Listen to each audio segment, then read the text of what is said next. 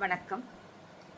தெய்வப்புலவரும் தேரே சித்தரும் என்ற தலைப்பில் உங்களோடு ஒரு சில கருத்துக்களை பகிர்ந்து கொள்வதில் பெருமகிழ்ச்சியடைகின்றேன்.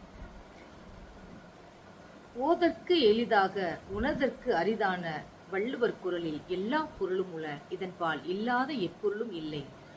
இப்படிப்பட்ட வள்ளுவர் செல்வத்துள் செல்வம் செவிச்செல்வம் என்று சொல்கின்றார். அருட்செல்வம் செல்வத்துள் செல்வம் என்று சொன்ன வள்ளுவர் நோயின்றி வாழ்வதற்கான நோயற்ற வாழ்வே குறைவற்ற செல்வம் என்பதை உணர்ந்து மருந்து என்னும் அதிகாரத்தின் கீழ் 10 குறட்பாக்களை வாழ்வியலில் வாழ்க்கையில் நாம் பின்பற்ற வேண்டிய வழிமுறைகளை சொல்லி செல்கின்றார். பொதுவாக மருந்து என்றாலே மாத்திரைகளும் புட்டியில் அடைக்கப்பட்ட அந்த திரவ பொருள்களும் தான் நம் நினைவுக்கு வரும். ஆனால் தெய்வ புலவராகிய திருவள்ளுவரும் 14 சித்தர்களில் ஒருவராகிய தேரைய சித்தரும் மருந்து என்பது நாம் உணவை எப்படி உண்ண வேண்டும், எப்படி கடைபிடிக்க வேண்டும் என்பதைத்தான் சொல்லியிருக்கின்றார்கள். இது வாழ்வியல் மருத்துவத்தை நமக்கு சொல்லி சென்றிருக்கிறார்கள். வள்ளுவருடைய முதல் குறள் மருந்து என்ற அதிகாரத்தில் மிகினும் குறையினும் நோய் செய்யும் என்று சொல்கின்றார். வள்ளுவர் சொல்லும் பொழுது மிகினும் குறையினும் நோய் செய்யும் நூலோர் வழி முதலா எண்ணிய 3 என்று சொல்கின்றார். இதே கருத்தைத்தான் தேரைய சித்தரும் சொல்கின்றார். வள்ளுவர் குறளுக்கு விளக்கம் சொல்வதற்கு முன்னதாக தேரைய சித்தர்னா யார் என்று பார்க்க வேண்டும். தேரைய சித்தரை பற்றி பல்வேறு விதமான கதைகளும் கருத்துகளும் நிலவி வருகின்றன. நானும் இதை பற்றி சற்றே ஆய்வு முறையில் பல்வேறு நூல்களை தேடி படித்த பொழுது நான் அறிந்த ஒரு படித்த நூலிலிருந்து தேரையருடைய வரலாற்றை உங்கள் முன் நான் சொல்வதில் பெருமகிழ்ச்சி அடைகின்றேன். 1883 வெளிவந்த ஒரு நூலில் நான் படித்த வரலாறு. 18 சித்தர்களில் ஒருவராக ராமதேவர் என்று சொல்லப்பட்டவர் தான் தேரையர் என்பது நாம் அறிந்த செய்தி. பொதுவாக தேரையர் என்றால் அந்த தேரை மருத்துவம் செய்ததனால் அவர் தேரையர் என்றும், தேர்ந்தவர் என்பதால் அவர் தேரையர் என்றெல்லாம் சொல்லுகின்றார்கள். இதனுடைய கருத்தை, இந்த வரலாற்றை நான் எதை அடிப்படையாக வைத்துக்கொண்டு உங்களிடம் சொல்கின்றேன் என்றால், இதே நவம்பர் மாதம் 1883 தேரையர் வைத்தியம் 500 என்ற ஒரு நூல்.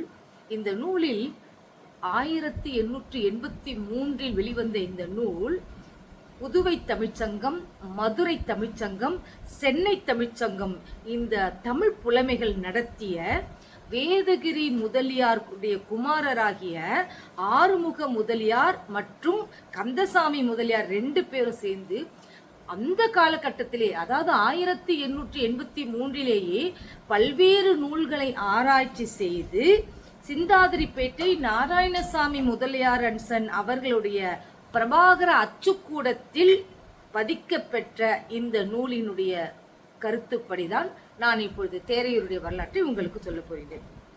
யார் தேரையர் என்றால், அகத்திய முனிவரும் நம்ம எல்லோருக்கும் தெரியும். அவர் சித்த வைத்திய குறிப்புகளை நிறைய சொல்லியிருக்கின்றார். பொதிகை மலையில் வாழ்ந்தவர் என்பது நாம் அறிந்த செய்தி. இப்படிப்பட்ட அகத்திய முனிவர் பொதிகை மலையில் இருந்து இறங்கி தன்னுடைய சீடராக ஒருவரை ஏற்றுக்கொள்ள வேண்டும் என்று நினைக்கின்றார். அதுவும் வாய் பேசாத ஒருவருக்குத்தான் தன்னுடைய மருத்துவ குறிப்புகளை சொல்ல வேண்டும் என்று உணர்கின்றார். இதை உணர்ந்த அவ்வை பிராட்டியார் ராமதேவர், யாக்கோபு என்ற 2 இளைஞர்களை அழைத்து கொண்டு வந்து அகத்தியரிடம் கொண்டு சேர்க்கின்ற பொழுது ராமதேவரை தன்னுடைய வலிமையினால் வாய் பேச முடியாதவராக செய்து அவரிடத்தில் கொண்டு சேர்க்கின்றார். அகத்தியரும் ராமதேவரை தன்னுடைய சீடராக ஏற்றுக்கொண்டு பல்வேறு மூலிகை சம்பந்தமான செய்திகளை எல்லாம், அந்த தத்துவார்த்தமான கருத்துக்களை எல்லாம் சொல்லித் தருகின்றார். தேரையரும், அதாவது தேரையர் அல்ல, ராமதேவரும் அகத்தியருடைய சீடராக எல்லா மூலிகை பற்றிய செய்திகளும் தெரிந்து கொள்கின்றார். இந்த காலகட்டத்தில் அகத்தியரை நாடி ஒருவர் வருகின்றார். இந்த நேரத்தில் புலனங்களிலும் பல்வேறு நூல்களிலும் யார் அகத்தியரை நாடி வருகின்றார்? காசி மன்னன் அப்படின்னு சொல்றாங்க. ஆனால் அப்படி என்று நான் சொல்லவில்லை. இந்த நூலில் என்ன சொல்கிறார் என்றால், சங்க புலவர்களில் ஒருவரான நக்கீரருக்கு தான் தீராத ஒரு தலைவலி இருந்ததாகவும், அந்த தலைவலியை நீக்குவதற்காக அவருடைய சீடராகிய நச்சினார்க்கினியர் அகத்தியர்கிட்ட இட்டுன்னு வர்றாரு. அகத்தியர் அவரை நாடி பிடித்து பார்க்கின்றார். அப்படி, அதாவது எப்பொழுதுமே வள்ளுவர் என்ன சொல்லுகின்றார் என்றால், நோய் நாடி நோய் முதல் நாடி அது தணிக்கும் வாய் நாடி வாய்ப்பச் செயல் என்றார் தெய்வ புலவர். அதே தான் சித்தர்களும் சொல்லுகின்றார்கள். அதாவது மருந்து கொடுக்காத நோய்க்கு நோய் வந்ததற்கான காரணத்தை கண்டறிய வேண்டும். அந்த காரணத்தை கண்டறிந்தவர்கள் தான் சித்தர்கள் என்று சொல்லப்படுகின்றார்கள். அந்த வகையில் அகத்திய முனிவர் அந்த சங்கப்புலவருடைய நாடி பிடித்து பார்த்து அவருடைய தீராத தலைவலிக்கு காரணம் அவருடைய தலைக்குள் தேரை இருப்பது அறிந்து, தேரை ஏதோ ஒன்று இருக்கின்றது சரி என்று அந்த தலைவலி தீர வேண்டுமானால் அந்த நாளிலேயே அந்த தலையை திறந்திருக்கின்றார்கள். இப்பொழுது சொல்லுகின்றோம் இல்லையா, மண்டையை வந்து ஓப்பன் பண்ணி ஓப்பன் ஹார்ட் சர்ஜரி மண்டை ஓப்பன் பண்ணி பண்ண அந்த 1883 பல்வேறு நூல்களை ஆராய்ச்சி செய்து செல்லப்பட்ட ஒரு செய்தி தமிழுக்கு கிடைத்த ஒரு பெருமை என்று பார்க்கின்ற போது மூலிகைகளை சாரிகளை தலையில் பிடிந்து அந்த மூளை அந்த தலை திறக்கின்றது. திறந்த தலைக்குள் மூளை தெரிகின்றது. மூளைக்குள் பார்த்தால் மூளைக்கு மேலே ஒரு குட்டி தேரை அங்கே இருக்கின்றது. இதற்கும் பல்வேறு வரலாறுகள் சொல்லுகின்றார்கள். அவர் வந்து ஒரு காட்டில் சென்று உறங்குகின்ற பொழுது அதாவது மூக்கு துவாரத்தின் வழியாக ஒரு குட்டி தேரை உள்ள போய் அது மூளைக்குள் தங்கிவிட்டது அப்படின்னு சொல்லுகின்றார்கள். அல்லது நீருக்குள் அவர் வந்து சுவாச பயிற்சி செய்யும் பொழுது மூச்சை இழுத்து விழுகின்ற போது ஒரு நீருக்குள் இருந்து ஒரு தேரை உள்ளே சென்று விட்டதாகவும் பல்வேறு விதமான கருத்துக்கள் நிலவுகின்றன. எது எப்படி இருந்தாலும் இப்பொழுது மூளைக்குள் தேரை இருக்கிறது. இப்போ அகத்தியர் ஒரு சிலேட்மோ என்று சொல்லக்கூடிய ஒரு கருவி கொண்டு அந்த மூளையில் இருந்த தேரை எடுக்கலாம் என்றால் மூளைக்கு சேதம் விளையலாம் அல்லது தேரை இடம் மாறி சென்று விடலாம். அவர் சற்றே யோசித்துக் கொண்டிருக்கின்றார். உடனடியாக அகத்தியருடைய சீடராகிய ராமதேவர் ஓடிச் சென்று ஒரு குழிவான பாத்திரத்தை கண் அசைவிலான் கொண்டு வரச் செய்து அந்த மூளைக்கு பக்கத்தில் வைத்து தன் கைகளை நீரில் விட்டு சத்தத்தை எழுப்புகின்றார். உடனே நீரினுடைய சத்தத்தை கேட்ட தேரை மூளையிலிருந்து துள்ளி குதித்து நீருக்குள் சென்று விடுகிறது.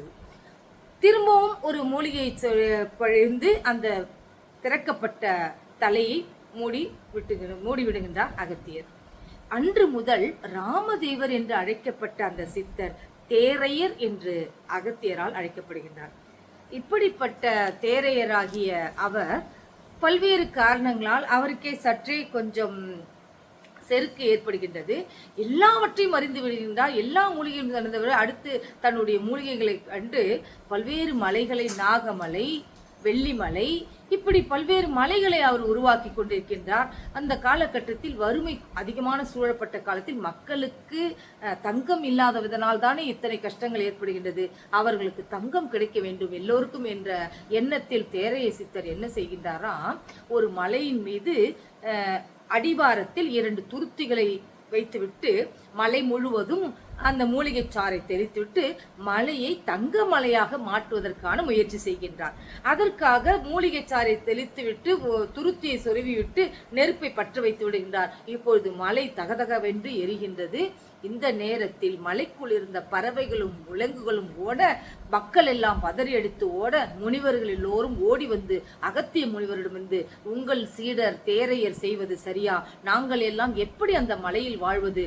அந்த அனல் வெப்பத்தை எங்களால் தாங்க முடியவில்லை என்று சொன்னவுடன் கோபம் அடைந்த அகத்தியர் வேகமாக வந்து தேரையா என்று அழைத்து அவரை 2ஆக கிழித்து போட்டுவிட்டு சென்று விடுகின்றார். தன்னுடைய குருவால் தனக்கு ஏதேனும் நினைவும் நடைபெறும் என்பதை முன்பே உணர்ந்த தேரையர் தன் சீடர்களிடத்தில் அப்படிப்பட்ட ஒரு சூழல் வந்தால் எப்படி அதை சரிப்படுத்த வேண்டும் என்று சொல்லியிருந்த காரணத்தால் தேரையருடைய சீடர்கள் மூலிகை சாறை கொண்டு வந்து 2ஆக பிளவுபட்டு கிடந்த அந்த தேரையருடைய உடலை ஒன்றாக்கி மூலிகைகளை செலுத்த தேரையர் மீண்டும் உயிர்ப்பித்து விடுகின்றார். சித்தர்கள் எல்லோரும் மீண்டும் உயிர்ப்பிப்பது என்பது வரலாறு நாம் உணர்த்துகின்றது. இப்படிப்பட்ட அவர் மலைக்குள் சென்று செய்கின்றார். அதன் பிறகு மீண்டும் அகத்தியர் அழைக்கின்றார். அந்த கண் நோய்க்கான மூலிகை பறித்து வர செய்கின்றார். பராசக்தி அருள் செய்கின்றார். இதெல்லாம் நாம் அறிந்த செய்தி. இப்பொழுது தேரைய சித்தரும் வள்ளுவரும் என்ன சொல்கின்றார்கள் என்று பார்க்கின்ற பொழுது, இந்த தேரைய சித்தர் எப்படி வள்ளுவர் மிகினும் குறையினும் நோய் செய்யும், எது மிகினும் வலி முதலாகிய 3ன்னு சொல்றார். அது என்ன? வலினா காற்று, அப்போ நம்ம உடம்பு இருக்கு இல்லையா, இந்த உடல் முக்கால் பாகம் நீரால் சூழப்பட்டிருக்கின்றதாம். எப்படி இந்த உலகம் முக்கால் பாகம் நீரால் சூழப்பட்டிருக்கின்றதோ அதே போல நம்முடைய உடலும் முக்கால் பாகம் நீரால் சூழப்பட்டிருக்கின்றது. நீரால் சூழப்பட்டு இந்த முக்கால் பாகத்துல இந்த வளி என்றால் காற்று, அடுத்து பார்த்தீங்கன்னா வளி, அடுத்து நெருப்பு என்பது பித்தம், மூன்றாவதாக கபம் என்று சொல்லக்கூடிய நீர். இது அளவோடு இருக்கணுமா. இது அளவு கூடினாலும் நோய், அளவு குறைந்தாலும் நோய். அப்போ இது கூடினாலும் குறைந்தாலும் நோய் வரும். அதைத்தான் வள்ளுவர் சொல்கின்றார், மிகினும் குறையினும் நோய் செய்யும். தேரைய சித்தரும் அதை தான் சொல்லுகின்றார். இந்த வாதம், பித்தம், கபம், ஐயம் என்று சொல்லக்கூடிய கபம், இந்த மூணும் அளவு கூடாம இருக்கணும்னா என்ன செய்யணும் அப்படின்னு சொல்றார். அப்படி பார்க்கும்போது இதை பற்றிய செய்திகள் எல்லாம் மறைமலை அடிகள் கூட மக்கள் 100 ஆண்டு வாழ்க என்ற நூலில் கூட பதிவு செய்திருக்கின்றார். அப்படி என்று பார்க்கின்ற போது எதை செய்ய வேண்டும், எப்படி செய்ய வேண்டும், எப்படியெல்லாம் வாழ வேண்டும் என்று மக்களுக்கு உணர்த்துகின்ற இந்த குரல் கூறும் கருத்துப்படி தேரையருடைய சித்த மருத்துவப்படி என்ன சொல்கின்றார் என்றால், வாழ்க்கையில் நம்ம நல்லா உழைக்கிறோம், ஓடி ஆடி இருக்கிறோம், பாடுபட்டு பொருள் தேடுறோம், இப்படியெல்லாம் இருக்கின்ற நம்முடைய வாழ்க்கை நல்ல மகிழ்ச்சியாக வாழ வேண்டுமானால் இந்த மூன்றும் கூடவும் குறையாது குறையும். காற்று உள்ளிருந்து வெளிவிடுறோம், திரும்ப உள்ள விடுறோம், நிறுத்துறோம். இந்த சூழ்நிலையில இதுல ஏதேனும் இயங்க முடியாத ஒரு சூழல் ஏற்பட்டால் அப்பொழுதுதான் பேய்வாதம், மிருத்துவாதம், பக்கவாதம் என்று பல்வேறு வாத நோய்கள் வருகின்றன. இந்த வாத நோய்கள் மொத்தம் எத்தனை வரும்னா, இந்த வாத நோய்கள் ஏறக்குறைய 81 வாத நோய்கள் வருவதாக மறைமலை அடிகள் சொல்லுகின்றார்.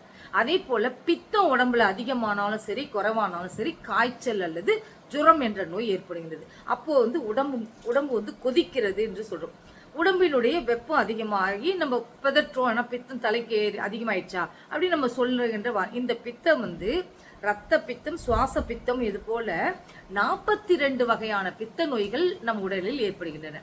அடுத்து சொல்லக்கூடிய நீரினுடைய அளவு குறைஞ்சாலும் அதிகமானாலும் சளி, நீர்க்கோவை, கைகால் சில்லிட்டு போதல் அப்படி என்று சொல்லக்கூடிய இந்த சுவாச சிலேத்துமம், இருமல் முதலான இந்த நோய்கள் மொத்தம் எத்தனை வரும்னா 21 நோய்கள் இந்த நீர் சம்பந்தமாக வரக்கூடியதாக இருக்கிறது. அப்போ வாதம் என்று சொல்லக்கூடிய காற்றினுடைய சக்தி, பித்தம் என்று சொல்லக்கூடிய வெப்ப சக்தி, சிலேத்துமம் என்று சொல்லக்கூடிய நீர் சக்தி, இது உடலுடைய இயக்கத்துக்கு அப்ப சமமா இருக்கணும். இது கூடுதலானாலும் நோய், இது குறைவானாலும் நோய்.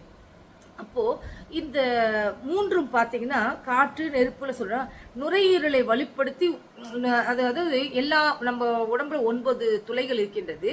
அந்த 9 துளைகளின் வழியாக நம்ம உடலில் இருக்கக்கூடிய அழுக்குகள் எல்லாம் நீங்குகிறது.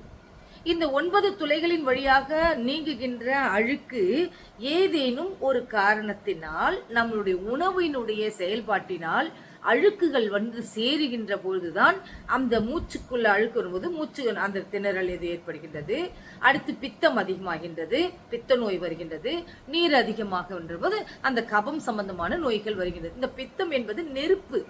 அப்போ சொல்லும்போது சித்தர் என்ன சொல்றாருன்னா, நெருப்பு உள்ளுக்குள்ள இருக்கிறது.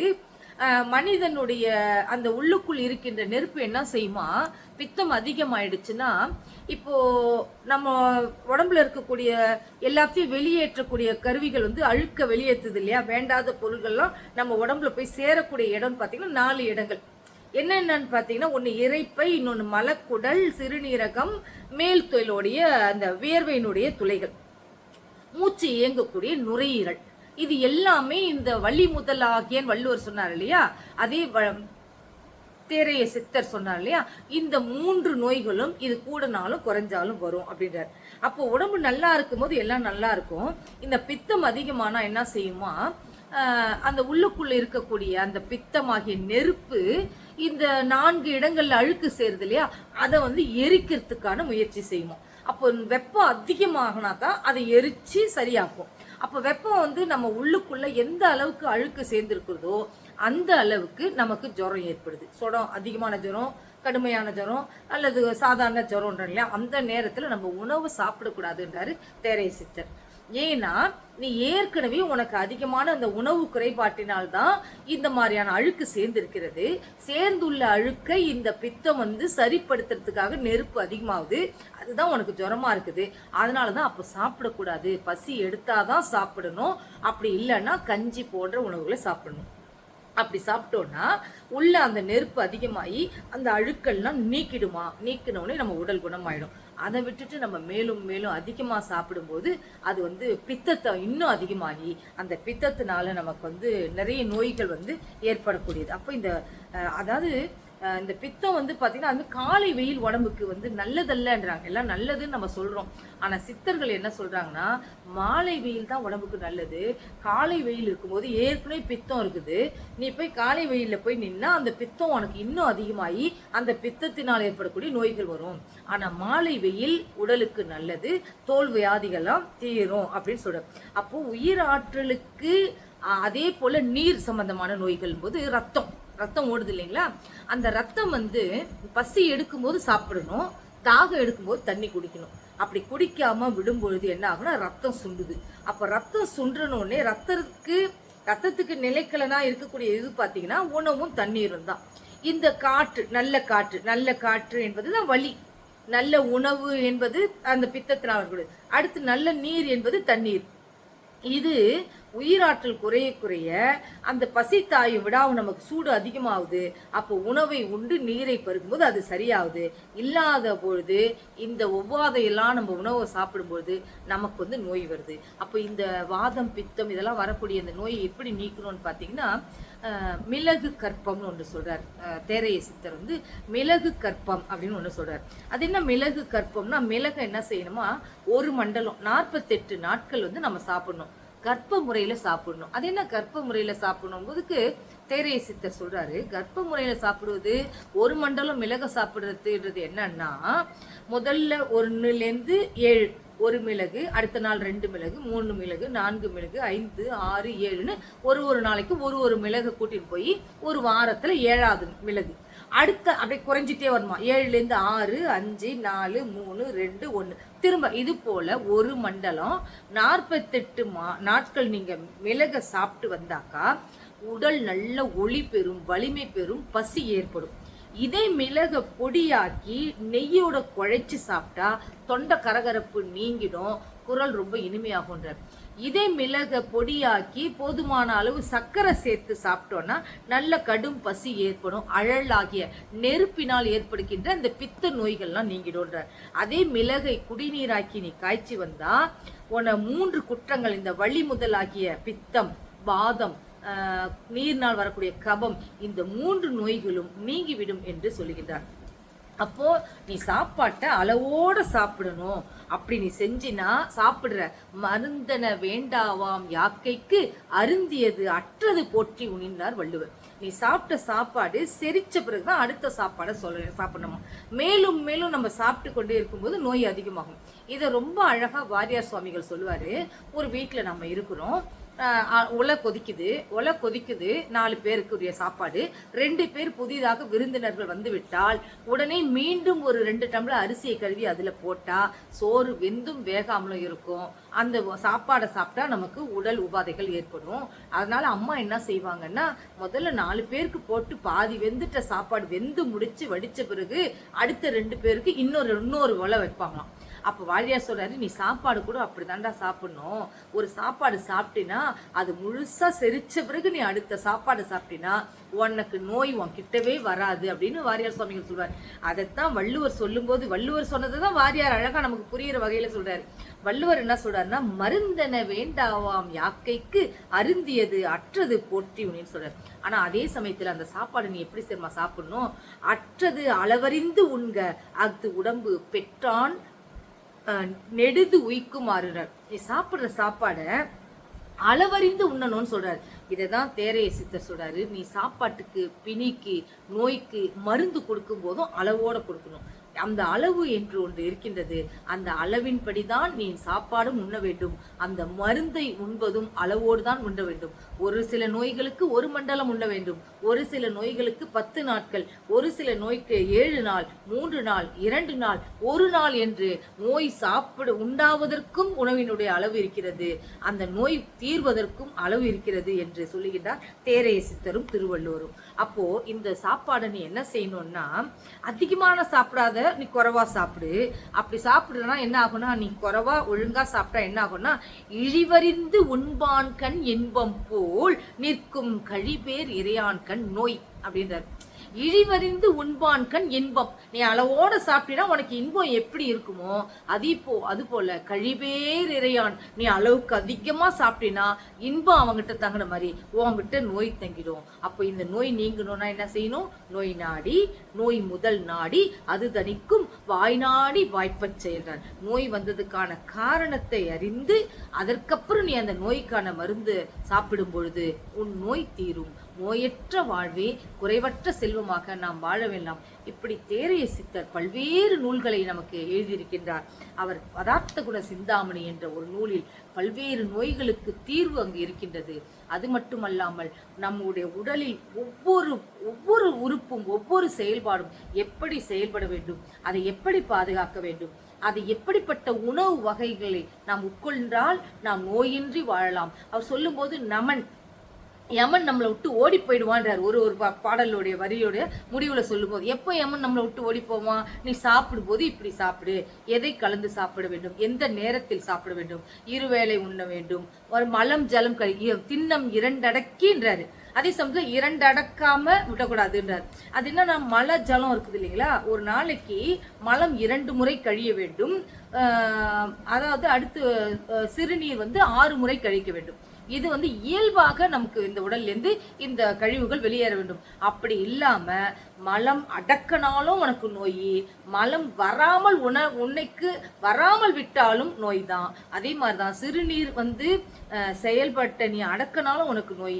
அந்த சிறுநீரும் மலமும் கழியாமல் அந்த நிகழ்வு நடக்காமல் இருந்தாமல் உனக்கு நோய் வரும். இதை உணர்ந்து கொண்டால் இது 2 தான் முக்கியமானது. அதான் தின்னம் 2 அடக்கல் அப்படின்னு சொல்றார். அதே மாதிரி நிறைய சொல்லிக் கொண்டே போகின்றார். அடுத்தடுத்த நான் செயல்பாடுகளில் உங்களுக்கு தேரையருடைய மருத்துவத்தை மருந்து குறிப்புகளை, உடல் ஆரோக்கியத்திற்கான செய்திகளை பல்வேறு அந்த நிகழ்வின் மூலமாக, இந்த காணொளியின் மூலமாக உங்களுக்கு சொல்லலாம் என்று நினைக்கின்றேன். வள்ளுவர் கூறுவதை நாம் பின்பற்றுவோம். நம் உடலில் நோய் வராமல் இருப்பதற்கு, நோயற்ற வாழ்வே குறைவற்ற செல்வம் என்று நாம் வாழ்வதற்கு இந்த நோய் வரும் காரணங்களை உணர்ந்து அதற்கேற்ற உணவுகளை உண்போம். அதற்கேற்ற உணவுகளை உண்டு ஆரோக்கியமான வாழ்வை வாழ்வோம் என்று சொல்லி விடைபெறுகிறேன். நன்றி, வணக்கம்.